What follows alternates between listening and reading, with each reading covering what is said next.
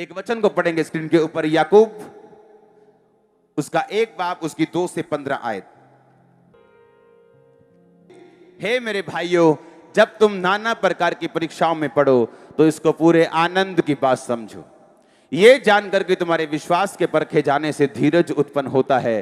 पर धीरज को अपना पूरा काम करने दो कि तुम पूरे और सिद्ध हो जाओ और तुम में किसी बात की घटी ना रहे। यदि तुम में से किसी को बुद्धि की घटी हो तो परमेश्वर से मांगे, जो बिना उलाहना दिए सबको उदारता से देता है और उसको दी जाएगी। बुद्धि के इस वचन को हम इब्रानी यूनानी भाषा में पढ़ेंगे।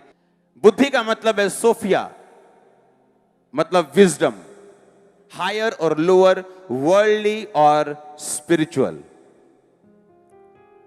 परमेश्वर कह रहा है कि जब तुम किसी परीक्षा में पढ़ो तो इसको क्या समझो, क्या समझो।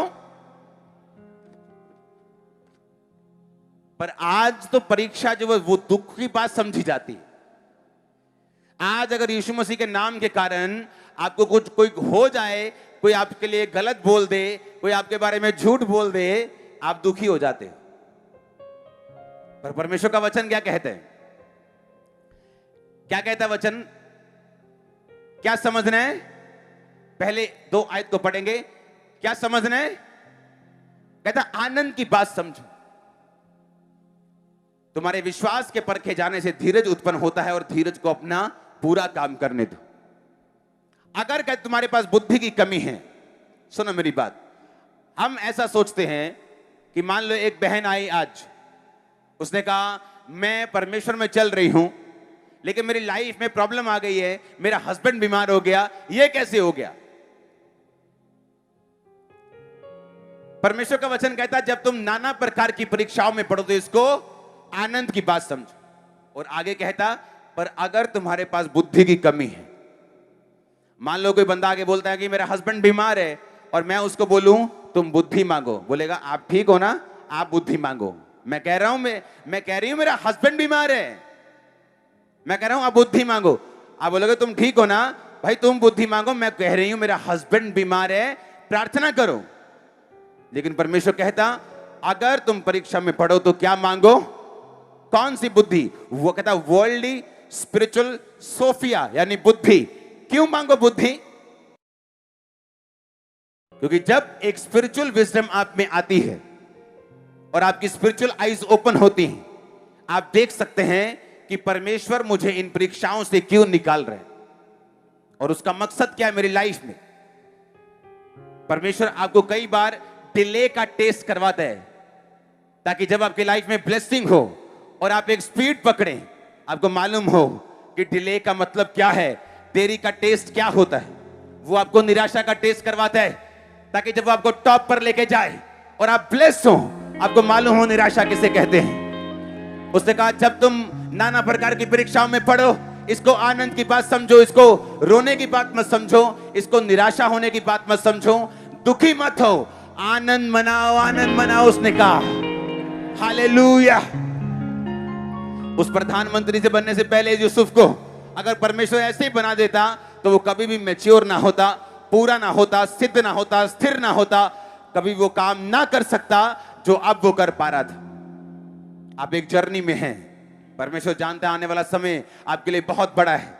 वो जानता है उसने आपकी जनरेशंस के लिए क्या क्या सोचा हुआ है, उसने आपके परिवार के लिए क्या क्या सोचा हुआ है, किस लेवल पे वो आपको लेके जाना चाहता है आप सोच भी नहीं सकते। मैं आपको गारंटी देता हूं बेस्ट लाइफ आपका हिस्सा होगी यीशु मसीह के नाम में। आपको सिर्फ सहमत होना है, आपको परीक्षाओं के दिनों में स्थिर रहना है। आपको ये मालूम होना चाहिए वो मेरा परमेश्वर जो यूसुफ का भी था, जो डैनियल का था।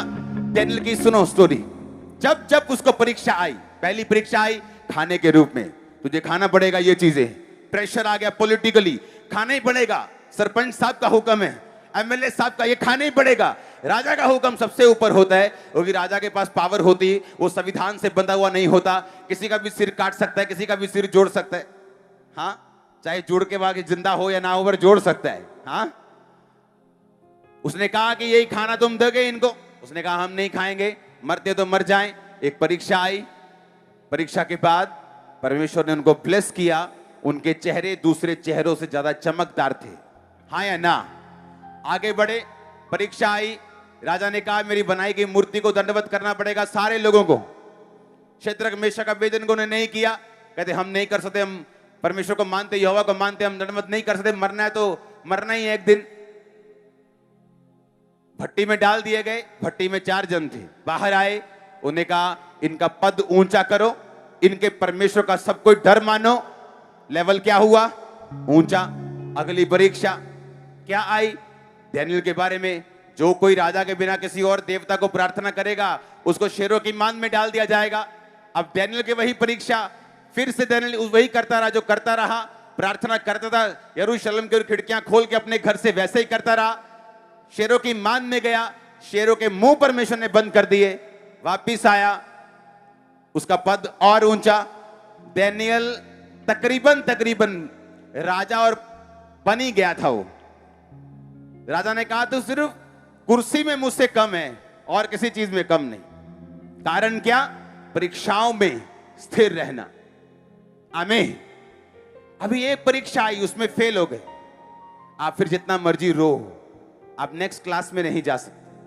आपको एक परीक्षा पास करनी है नेक्स्ट क्लास में जाने के लिए। आप जानते रोज कितने क्रिश्चियंस अपनी परीक्षाओं में असफल, फेल हो जाते हैं।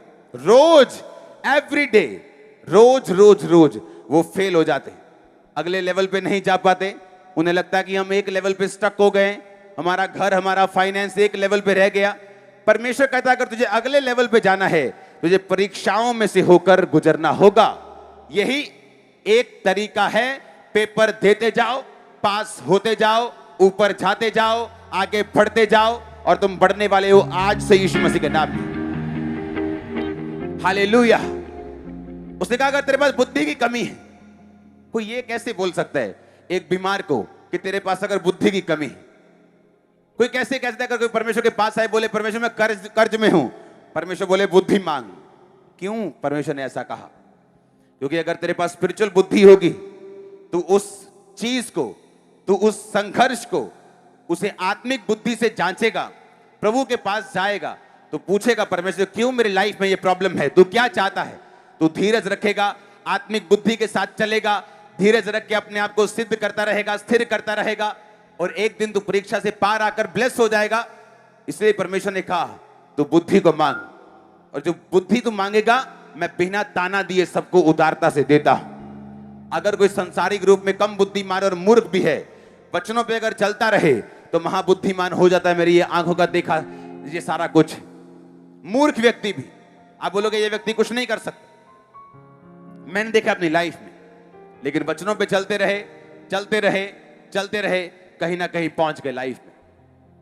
हालेलुया। अपने पड़ोसी से बोलो बुद्धि को मांग, ऊंची आवाज में बोलो, फिर से बोलो स्पिरिचुअल बुद्धि को मांग, सोफिया को मांग। हालेलुया। तारीफ करो जोर से, जोर से। आमीन। अपने हाथों को उठाओ, बोलो मेरी परीक्षाओं में प्रभु मुझे अकल और समझ दे कि मैं बुद्धि के साथ परीक्षाओं को पास करके प्रमोशन ले सकूं, ब्लेस हो सकूं, पूरा हो सकूं, सिद्ध हो सकूं और स्थिर हो सकूं। मांगो ऊंची आवाज में हालेलुया, हालेलुया, हालेलुया।